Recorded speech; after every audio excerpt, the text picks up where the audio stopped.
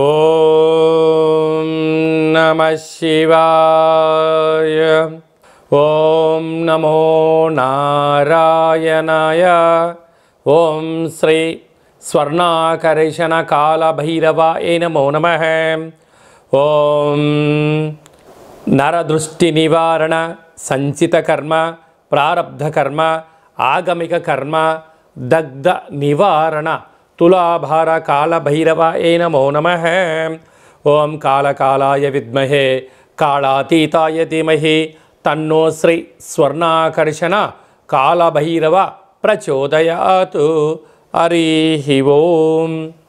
మా ఛానల్కి స్వాగతం. చూస్తున్న వీక్షకులకు ప్రేక్షకులకు ప్రియ కాళభైరవ భగవద్బంధులకి స్వాగతం పలుకుతూ మమ్మల్ని ఎంతగానో ఆదరిస్తూ ఉండబడినటువంటి ప్రియ సోదర సోదరీమణులకు, ఆధ్యాత్మిక వ్యక్తులకు, జ్యోతిష్య అభిమానులకు, సనాతన ధర్మ సంరక్షకులకు అందరికీ కూడా కార్తీక మాస అమావాస్య శనివారం ఆదివారంతో కూడుకున్న అమావాస్య సందర్భంగా ఎలాంటి విధి విధానాలు పాటించాలో ఈ వీడియోలో సవివరంగా సంపూర్ణంగా తెలుసుకుందాం.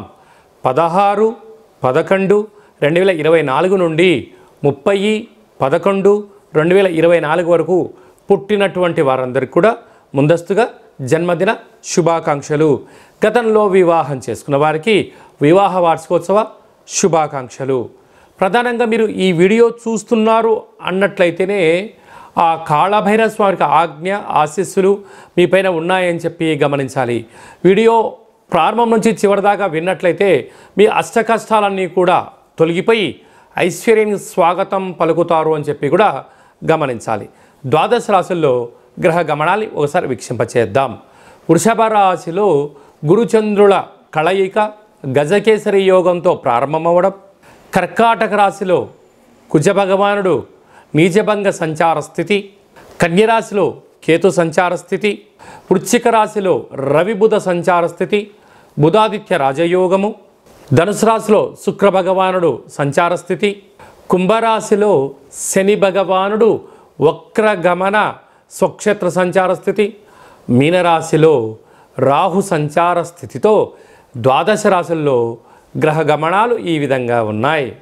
కర్కాటక రాశి వారు ఈ కార్తీక మాస బహుళాష్టమి ఆదివారం అమావాస్య రోజున ఎలాంటి విధి విధానం పాటించడం వలన జాతకంలో ఉండబడినటువంటి కుజదోషము, అష్టమ స్థానంలో శని దోషం తొలగిపోతుందో ఈ వీడియోలో సవివరంగా సంపూర్ణంగా తెలుసుకుందాం.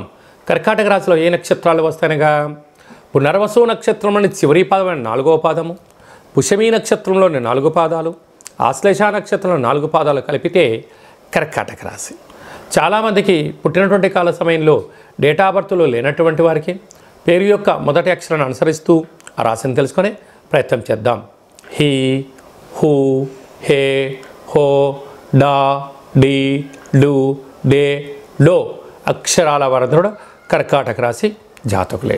కర్కాటక రాశి అధిపతి చంద్ర భగవానుడు. వీరికి రాశిలోనే కుజుడు నీచంగా సంచారం చేయడము, అదే కాకుండా వృత్తులలో, ఉద్యోగాల్లో, వ్యాపారాల్లో తొందరపాటు నిర్ణయానికి ఇది సరైన సమయం కాదు. ఆవేశపడి పెట్టుబడులు పెట్టి అప్పులు తెచ్చి చేశారా, రాబోయే కాలం ఇబ్బంది కాలం. కనుక కాలం అనుకూలంగా లేనప్పుడు మౌనం, ధ్యానం, ఏకాగ్రత, పెద్దవారి యొక్క మాటలు వినడం, సక్సెస్ అయినటువంటి వారి యొక్క సలహాలు సూచనలు అవసరం వలన సమయం వృధా కాకుండా, ధనం వృధా కాకుండా మనం చేస్తున్న పనులలో ఒక ఏకాగ్రతను సాధించడం వలన రాబోయే కాలము మంచి కాలము అని చెప్పి గమనించాలి. తృతీయంలో కేతు, సంతాన స్థానంలో బుధాదిత్య రాజయోగం ఉండడం వలన నూతనంగా వివాహమైన వారికి పుత్రిక సంతాన యోగము, పిల్లల యొక్క చదువులు, పిల్లల యొక్క అభివృద్ధి, పిల్లల యొక్క కెరియర్ని తీర్చిదిద్దడంలో కర్కాటక రాశి వారికి కొద్దిపాటి సమయం కేటాయించాలని చెప్పి గమనించాలి. 6వ స్థానంలో శుక్రుడు సంచారం చేయడం వలన విలాసాలు, విందులు, అనేక దూర ప్రాంతాలలో వెళ్ళేటువంటి వారందరూ కూడా దయచేసి ధనం, సమయం రెండింటినీ జాగ్రత్తగా భద్రపరచుకోవాలి. లేకపోతే విందులని, వినోదాలని అప్పులపాలయ్యే అవకాశం చాలా అధికంగా ఉంది. అష్టమంలో శని భగవానుడు వక్రగమన స్వక్షేత్ర సంచార స్థితిలో ఉండడం వలన, అదే కాకుండా భాగ్యస్థానంలో రాహు యోగదాయకం, లాభస్థానంలో గురువు ఉండడం వలన ఇలాంటి ఒకవైపు శని దోషం, కుజదోషం, గ్రహయోగం అన్ని పక్కపక్కలో ఉన్నాయి కనుక ఇలాంటి కాల సమయంలో తెలుపు వస్త్రం పైన బియ్యాన్ని కానీ నవధాన్యాలను కానీ వేసి ఈ యొక్క ప్రమిదలో విశేషమైనటువంటి ఆ వెన్నను వేసి దీపాన్ని వెలిగించి మనసారా భగవంతుడికి పూజా కార్యక్రమం చేసుకొని దానము చేయడం వలన ఆనందం మీ సొంతమవుతుంది. పక్షులు తినడం వలన మీకు ఆరోగ్యం మీ సొంతమవుతుంది. అదే కాకుండా ప్రవహించే నీటిలో కలపడం వలన విదేశీయానం కర్కాటక రాశి వారు సొంతమవుతుందని చెప్పి గమనించాలి. ముఖ్యమైనటువంటి పండగల గురించి తిథుల గురించి సవివరంగా సంపూర్ణంగా క్లుప్తంగా తెలుసుకుందాం. 23వ తారీఖున కార్తీక మాస బహుళ అష్టమి శనివారం రోజు సందర్భంగా కాళభైరవ స్వామివారి యొక్క స్వర్ణాకర్షణ కాళభైరవ స్వామివారి యొక్క ఆశీస్సుల కోసం కుష్మాండ దీపము, పూజ, దానము, సునకపు మహారాజు గారికి, పక్షులకు, పక్షిరాజు అయినటువంటి కాకిరాజు వారికి ఆహారాన్ని దానం చేయడం వలన శని దోషాలు, మృత్యు దోషాలు, అపమృత్యు దోషాలు తొలగిపోతాయని చెప్పి గమనించగలగాలి. 29వ తారీఖున మనకు మాస శివరాత్రి, 30వ తారీఖున శనివారము, అలాగే డిసెంబర్ 1వ తారీఖున ఆదివారం అమావాస్య. అంటే మాసాంతము, అంటే కార్తీక మాస పాడ్యం నుండి చివరి వరకు అందరికీ దీపం పెట్టడం కానీ, అభిషేకం చేసుకోవడం కానీ, సాలగ్రామ దానం చేయడం కానీ, దీపదానం చేయలేని పరిస్థితి కొందరికి ఉన్నప్పుడు ఈ అమావాస్య రోజున మనం చేసేటువంటి పూజ, యజ్ఞము, యాగము, అభిషేకము, దానము, మంత్ర స్మరణ వలన అద్భుతమైన యోగం కలుగుతుంది అని చెప్పి గమనించాలి. అందులో శనివారంతో కూడుకున్న అమావాస్య, ఆదివారం అమావాస్యతో కూడుకున్నటువంటి అమావాస్య, అందులో కార్తీక అమావాస్య అవ్వడం వలన మనం ఏం చేసినా ఏం చేయకపోయినా ఏం చేయగలగాలి అన్నట్లయితే ఇంటినల్లా శుద్ధి పెట్టుకొని ఇంటికి మామిడాకులు, కొబ్బరాకులు అలంకరించుకొని బిల్వదళాన్ని తీసుకువచ్చి ఇంట్లో మహాదేవుడికి మట్టితో చేసిన శివలింగానికి కానీ, ఇసుకతో చేసిన శివలింగానికి కానీ, విభూతితో చేసిన శివలింగానికి అభిషేకం చేసుకోవడము మనకు అదృష్టాన్ని, ఐశ్వర్యాన్ని కలిగిస్తుంటుంది. అనగా ఈ అమావాస్యను పోలి అమావాస్య అంటారు. అనగా మనకు ఒక 30-40 ఏళ్ళ కిందట ప్రతి ఇంట్లో కూడా పశువులు ఉండేటువంటివి, అనగా ఆవులు, బర్రెలు ఉండేటువంటి వంటిది. వీలైతే ఆవు వెన్నతో కానీ లేకుంటే బర్రె పాలు కానీ ఒక 3 రోజుల ముందుగానే రోజు తీసుకొని చక్కగా ఆధ్యాత్మిక చింతన కలిగినటువంటి భక్తి నామస్మరణతో వేడి చేసి తోడు పెట్టి ఆ 3 రోజులు వచ్చేటువంటి ఆ మజ్జిగ పైన వచ్చేటువంటి వెన్నను తీసి మజ్జిగ కవ్వంతో చిలికి వచ్చేటువంటి వెన్నను ఈ అష్టమి రోజు కానీ ఈ ఆదివారం అమావాస్య రోజు కానీ కొత్త వత్తితో, అంటే కొత్త పత్తితో దీపం పెట్టడం వలన సంపూర్ణమైనటువంటి భగవంతుడి యొక్క ఆశీస్సులు ఉంటాయని చెప్పి గమనించాలి. ఎందుకనగా మనము పాలను పంచామృతంగా ఏర్పాటు చేసుకొని మహాదేవుడికి రుద్రాభిషేకం చేసుకుంటూ ఉంటాం. పాలు కేవలం ఒక పూట మాత్రమే నిల్వ ఉంటాయి. వేడి చేస్తే 2వ రోజు దాకా మాత్రమే ఉంటాయి. అదే పాలల్లో కొద్దిపాటి తోడు వేస్తే ఒక 2 రోజుల వరకు నిల్వ ఉంటుంది. ఆ తోడుపైన వచ్చే మిగడను తీసి చిలికి వెన్న తీసినట్టయితే మాసాంతం వరకు చాలా బాగుంటుంది. అదే వెన్నను వేడి చేయిస్తే మినిమం ఒక 11 సంవత్సరాలు నిల్వ ఉండడం జరుగుతుందని గమనించాలి. కనుక అలాంటి వెన్నతో దీపం పెట్టడం వలన పుష్కర కాలంలో, అంటే గతంలో 11 ఏళ్ళ నుంచి మనం బాధపడుతున్న వారందరికీ కూడా దోషం తొలగి రాబోయే 12 ఏళ్ళ వరకు ఐశ్వర్యము మన అందరి సొంతమవుతుందని చెప్పి గమనించాలి. కనుక ఈ యొక్క విధి విధానం పాటిద్దాం, మహాదేవుణ్ణి తృప్తిపరుద్దాం, పోలి అమావాస్య రోజు దీపాన్ని పెడదాం, చేసే ప్రయత్నం చేద్దాం. మీకు అలా కుదరలేదు అనుకుంటున్న వారందరూ కూడా మీ యొక్క గోత్రనామాల్ని పంపించినట్లయితే మీ పేరు పైన పాలును తీసుకొని తోడు వేసి పెరుగును చేసి చిలికించి ఆ యొక్క వెన్నతో దీపాన్ని పెట్టి మీ గోత్రనామాలతో పూజ చేసి మీకు ఇదంతా కూడా వాట్సాప్ కాల్ ద్వారా, వీడియో కాల్ ద్వారా చూపించి స్వామివారి యొక్క ప్రసాదాన్ని మీకు ఇంటికి కొరియర్ చేయడం జరుగుతుంది అని చెప్పి గమనించాలి. అలాగనే ఈ యొక్క కార్తీక మాసంలో స్వర్ణాకర్షణ కాళభైరవ స్వామివారు ఉంటారు.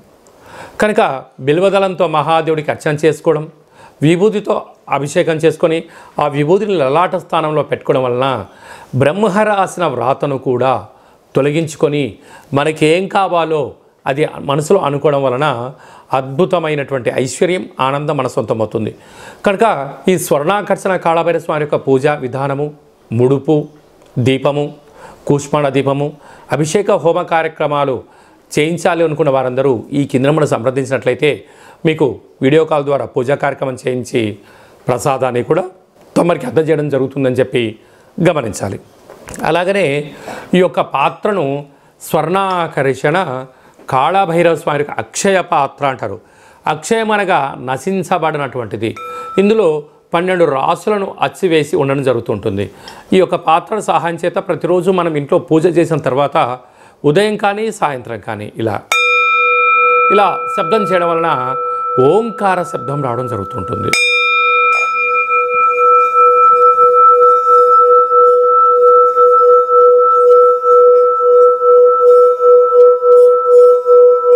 ఈ యొక్క ఓంకార శబ్దం రావడం వలన ఇంట్లో ఉండబడినటువంటి జ్యేష్ఠాదేవి బయటికి వెళ్ళిపోవడం, గ్రామంలో, రాష్ట్రంలో, దేశంలో సంచరించేటువంటి మహాలక్ష్మీదేవి అమ్మవారు గళ్ళు గళ్ళుమంటూ మన ఇంటికి రావడం జరుగుతుంటుంది. ఈ అక్షయ పాత్ర ఓ కాళభైరవ స్వామి యొక్క పిరమిడు, డాలరు, కంకణము, ఒక 27 రకాల వస్తువులతో దిష్టి తీయించి మీకోసం ప్రత్యేకంగా పూజ చేయించి ఈ పూజా కార్యక్రమంతో కూడా వాట్సాప్ కాల్ ద్వారా మీకు వీడియో కాల్ చేయించి కొరియర్ ద్వారా తమకి అందజేయడం జరుగుతుంది. కనుక మనమందరం కూడా ఇంట్లో కాళభైరవ స్వామిని స్మరిద్దాం, అక్షయపాత్ర ఉంచుకుందాం, అష్ట కష్టాలకు స్వస్తి పలుకుదాం, అష్ట ఐశ్వర్యకి స్వాగతం పలుకుదాం, సకల దుష్టగ్రహాలు, నరదృష్టి, సకల కర్మ దోష నివారణ కలుగుతుందని చెప్పి గమనిద్దాం. స్వామివారి యొక్క అక్షయపాత్రను ఇంట్లో ఉంచుకుందాం. ఇంకనూ మనం విజయం సాధించగలగాలి అన్నట్లయితే అప్పు చేసైనా ఉప్పు తెచ్చుకొని భోజనం చేయమన్నారు. కానీ ఇప్పుడు ప్రస్తుత కాలమాన ప్రకారంగా అనేక రకాలుగా మనం అయోడిన్ ఉప్పని, శుద్ధి కలిగిన ఉప్పని చేస్తూ ఉంటాం. సైంధవ లవణం అంటే అదే ఇంగ్లీష్కి వచ్చే లోపల హిమాలయన్ పింక్ రాక్ సాల్ట్ అంటారు. ఈ రాక్ సాల్ట్ను, ఈ ఉప్పును దీపంగా ఏర్పాటు చేసుకొని ఆ దీపం అంటే ఒక టెంపరేచర్లో వేడి చేసి ఆ ఉప్పును గాలిలో కలపడం వల్ల ఇంట్లో ఆక్సిజన్ లెవెల్స్ పెరగడం, అంటే ఇప్పుడు అసలే మనకు చలికాలం కూడా ప్రారంభమవుతుంది కనుక ప్రధానంగా జలుబు సమస్య తగ్గడం, నెగిటివిటీ లేకుండా ఉండడం, అంటే 4 వైపులా పైన 30 అడుగుల మేరకు నెగిటివిటీ మన ఇంట్లోకి రాకుండా ఆపడం, ప్రశాంతమైన వాతావరణం కలిగి ఉండడం, అదే కాకుండా మనం ఏదైతే అనుకుంటామో దాన్ని విజయ సాధనకు ఉండబడిన అడ్డంకులు తొలగిపోతాయని చెప్పి గమనించాలి. పిల్లల చదువులు, అభివృద్ధి, ఉద్యోగము, వివాహము, సంతానము మనం ఏదైతే అనుకుంటున్నామో ఆ యొక్క ఉప్పు దీపపు కాంతి యొక్క ఆశీస్సుల వల్ల మనకు అద్భుతంగా జీవనం కలుగుతుందని చెప్పి గమనించాలి. కానీ మనం అందరము కూడా ఈ కాళభైరవ స్వామి యొక్క సైంధవ లవణ ఉప్పు దీపాన్ని ఇంట్లో పెట్టుకుందాం, కష్టాలను తొలగించుకుందాం, ఐశ్వర్యకి స్వాగతం పలుకుతామని చెప్పి గమనించాలి. అలాగే మీ వ్యక్తిగత జాతకం తెలుసుకోవాలనుకుంటున్నారా? మీ పేరు, పుట్టినటువంటి తేదీ, నెల, సంవత్సరం, సమయం రాసి మీరు వాట్సాప్లో పంపించగలిగినట్లయితే 100 సంవత్సరాల జాతకాన్ని వ్రాసి పంపించి మీరు పుట్టినప్పుడు గ్రహ గమనాలు ఎలా ఉన్నాయి, ప్రస్తుతం ఎలా ఉంటున్నాయి, రాబోయే కాలం ఎలా ఉంటున్నాయో తెలియజేయడం జరుగుతుందని చెప్పి గమనించాలి. చాలామందికి పుట్టినటువంటి కాల సమయంలో డేటా బర్త్లు లేనటువంటి వారికి మీ పేరు యొక్క మొదటి అక్షరాన్ని అనుసరిస్తూ రాశిని తెలియచేస్తూ గవ్వల ద్వారా అనగా రమణ శాస్త్రం ద్వారా భూత, భవిష్యత్, వర్తమానాన్ని తెలియజేయడం జరుగుతుందని చెప్పి గమనించాలి. కనుక అపాయింట్మెంట్ తీసుకొని సంప్రదించగలిగినట్లయితే మీ యొక్క జాతకాన్ని సంపూర్ణంగా చెప్పి మీ యొక్క గోత్రనామాలతో కాళభైరవ స్వామి దగ్గర దీపము, అలాగనే విశేషమైనటువంటి ముడుపు కట్టి మీకు వీడియో కాల్ కూడా చూపించడం జరుగుతుందని చెప్పి గమనించాలి. మీ భార్యాభర్తలు తరచుగా గొడవ పడుతున్నారా? జాతకంలో ఏమైనా దోషాలు ఉంటే ఇలా జరుగుతుంటాయి. కనుక ఎందుకు గొడవ పడుతున్నారు, ఎందుకు పోలీస్ స్టేషన్ల దాకా వెళ్తున్నారు, ఎందుకు కోర్టు సమస్యలో బాధపడుతున్నారో మీ యొక్క పేర్లలో స్వల్పమైన మార్పులు చేయడం వలన అద్భుతమైన ఆనందం కలుగుతుందని చెప్పి గమనించాలి. మీ అబ్బాయి కానీ అమ్మాయి కానీ తరచూ వివాహ ప్రయత్నం చేస్తుంటే అవ్వట్లేదా? ఎందుకు అవ్వట్లేదో, జాతకంలో ఎలాంటి యోగం ఉంది, ఎలాంటి దోషం ఉంది కూడా తెలుసుకుందాం. ఎవరికైనా కాళభైరవ మంత్ర సాధన ఎలా చేసుకోవాలి, సాధన చేయడం వల్ల ఎలాంటి ఫలితాలు ఉంటాయి అనేటువంటిది కూడా మన యొక్క దేవాలయంలో శిక్షణ ఇవ్వడం కూడా జరుగుతుందని చెప్పి గమనించాలి. అందరిపైనను శ్రీ స్వర్ణాకర్షణ కాళభైరవ స్వామి ఆశీర్వాదాలను ఉండాలని కోరుకుంటూ ఆశీర్వచనం. నమస్తే అస్తు భగవన్ విశ్వేశ్వరాయ మహాదేవాయ త్రయంబకాయ త్రిపురాంతకాయ త్రికాగ్నికాలాయ కాలాగ్నిరుద్రాయ నీలకంఠాయ మృత్యుంజయాయ సర్వేశ్వరాయ సదాశివాయ శ్రీమన్మన్మహాదేవాయ నమో నమః. శతమానం భవతి శతాయుః పురుష సతేంద్రియ ఆయుష్యేవేంద్రియే ప్రతితిష్టతి. ధనం ధాన్యం బహుపుత్రలాభం శత సంవత్సరం దీర్ఘమాయుః. సర్వే జనా సుఖినో భవంతు. లోకా సమస్తా సుఖినో భవంతు. సర్వం శ్రీ స్వర్ణాకర్షణ కాళభైరవ దేవతార్పణమస్తు. హరి ఓం. ఈ వీడియో మీకు నచ్చినట్టయితే ఒక చిన్న లైక్ చేయండి, షేర్ చేయండి. మీరు ఎవరి క్షేమాన్ని కోరుకుంటున్నారో, మీ క్షేమాన్ని ఎవరైతే కోరుకుంటున్నారో వారందరికీ కూడా కాళభైరవ స్వామి వారి యొక్క ఆశీస్సులు కలగాలని కోరుకుంటూ ఫార్వర్డ్ చేసి హిందూ ధర్మాన్ని కాపాడండి. భగవంతుడి యొక్క ఆశీస్సులు పొందండి.